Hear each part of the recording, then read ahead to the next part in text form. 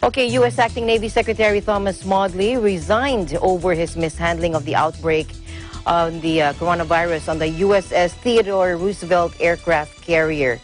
Now, that was announced by Defense Secretary Mark Esper. We have more news on that item, plus news on the coronavirus situation in Guam. Joining us is our EBC correspondent, Irish Dale Radam, our EBC Micronesia correspondent. Hello, Irish Dale. Irish. Happy day, Alma. Good afternoon. Good afternoon. So what are your updates for us? Yes, Irish. Yes, here are the latest updates on Guam. First, regarding the statistics, on Tuesday, yesterday afternoon, there were 8 people who tested positive for the COVID-19 virus, bringing Guam's overall total to 121. The Department of Public Health and Social Services tested 32 individuals for COVID-19 2 days ago, and 24 tested negative. To date, 121 people have tested positive, and 27 have recovered. In total, 4 have died, and all 90 remaining cases are in isolation. A hot topic, as you mentioned, not just on Guam, but splashing on the news across America, was the removal of Captain Brett Crozier as he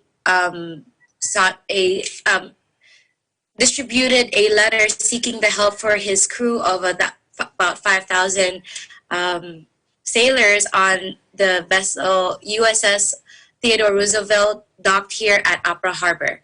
And after his dismissal on Thursday, quickly after was the removal of, or the voluntary resignation of Acting Secretary Navy Thomas Modly.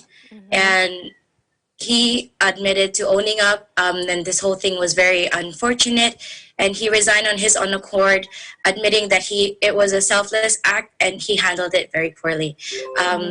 This shed a lot of light on how the military here on Guam and the workings within the military of how they're handling and what they wish to portray to the public in order to shed a positive light on how they're handling it. But with brave leaders like Crozier, news was shed truthfully on the matter, and the sailors on deck are getting the help that they need.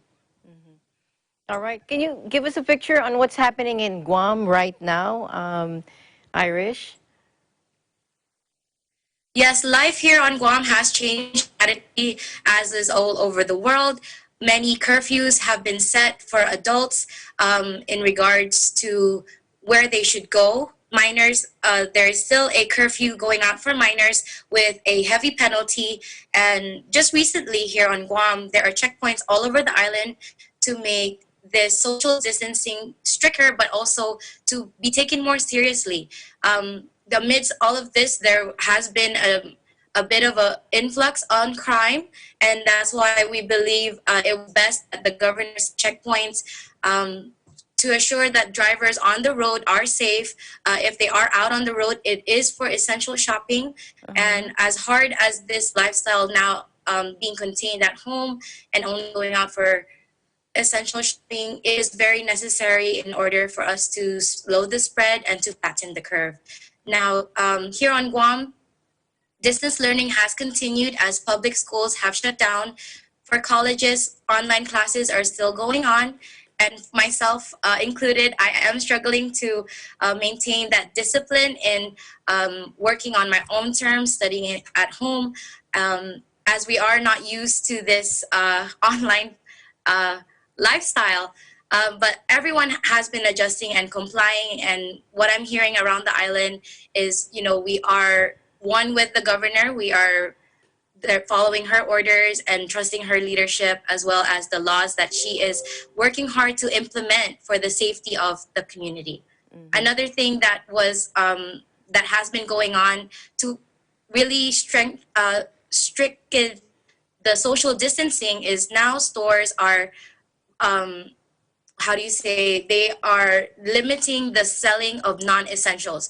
I did some shopping earlier today, even for an elder I'm in touch with because she is afraid of leaving her home, Mm-hmm. and her and her husband are of age. So I help them out with their shopping, and true enough, I some of the big department stores, they have sectioned off their non-essential aisles as makeup, holiday cards, clothing, even some sportswear. All of those have been sectioned off. So really, the only reasons why people should be making trips to department stores and grocery stores are for their essential needs.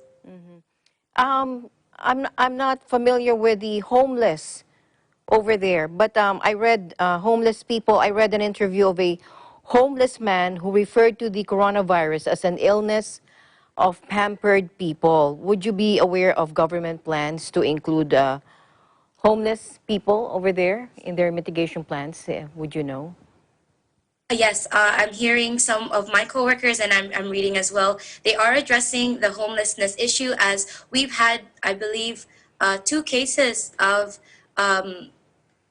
those who were tested positive were from the homeless community, and they are making it available for anyone, especially those who are, not able to get attention, medical attention.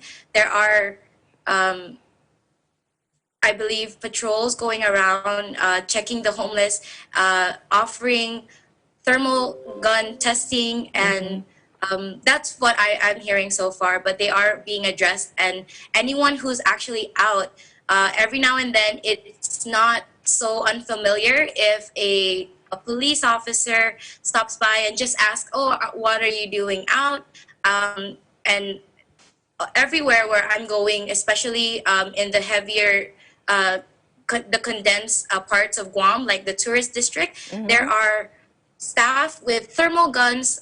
Anyone who's walking by, even if you're a jogger or a walker, they will voluntarily stop you and take your temperature. Mm-hmm. And this one, I think that's how they're also reaching out to the homeless community through these patrolling of the communities. Just to give a small background of your report earlier, Guam is a strategic naval base area for the U.S. So, with your report on the Navy chief who resigned because of the coronavirus outbreak in the ship. All right, thank you so much, Irish Dale, and we hope to hear from you again. Please stay healthy, and thank you so much for your time. Much appreciated. Thank you. Thank you, Alma. This is Iris Overdam reporting from Guam. We live in interesting times.